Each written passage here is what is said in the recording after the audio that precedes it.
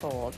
In the meantime, I want to bring in Ernesto Lodano, editorial writer for the New York Times, and also Ana Quintana, an expert on Latin America with the Heritage Foundation, and also Marion Smith, executive director of Victims of Communism Memorial Foundation. To all of you, we appreciate your time as we are awaiting this momentous moment here that can happen any moment. And Marion, if we can start with you, when it comes to this visit of Secretary Kerry and the diplomacy that is so sensitive in knowing that we are at this pivotal moment in American and Cuban relations, talk a little bit about the fine line that the Secretary has to walk today, especially when taking a stance against for human rights, but at the same time not alienating the Cuban government and the dissidents as well. How does he do that?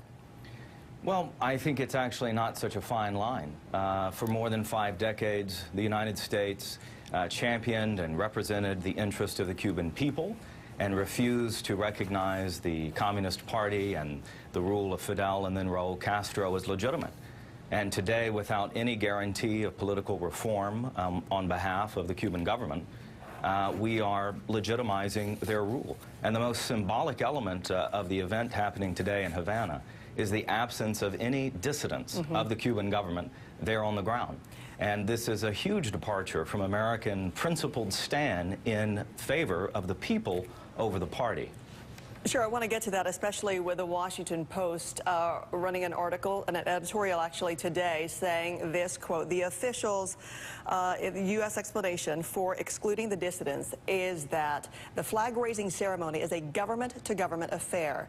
This is lame. Inviting the dissidents would be a demonstration to Raul and Fidel Castro of what the flag stands for, people freely choosing their leaders, a pluralism of views, and a public engaging in the institutions and traditions of a healthy civil society. Not inviting them is a sorry tip of the hat to what the Castros so vividly stand for, diktat, statism, control, and rule by fear. So, Ana, to you, is this a missed opportunity for the United States? It's an absolute missed opportunity, and it clearly shows a sharp deviation away, just like Marion was saying. He totally hit the nail on the head from our historic policy of engaging with the Cuban people and supporting the dissidents. And for the Secretary of State to say that this is a government-to-government affair is an absolute farce, because there are anti-embargo lobbying organizations that are going to be a part of the flag-raising ceremony. So tell me, how can they invite folks who are purposely working to lift the embargo, right, to undermine human rights on the island, yet not invite the dissidents? That makes absolutely no sense. Well, as we continue this talk and await this ceremony to begin, Ernesto, you're here with me in New York. Some are giving you credit for actually, writing the editorials that really built the momentum needed and the talks for the reestablishment of relationships here. What did you see when you went to Cuba, and what made you think that really this time, out of all times, was right for this new relationship?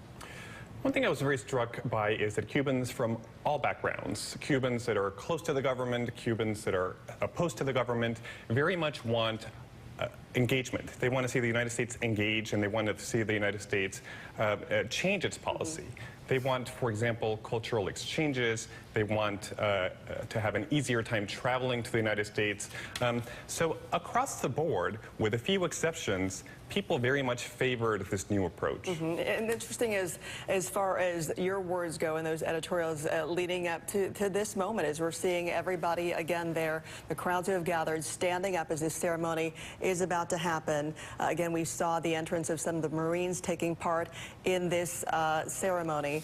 But again, everybody's standing up. So once this happens, of course, we'll dip in a little bit, especially when Secretary Kerry takes to the podium and speaks as that flag is raised or afterwards.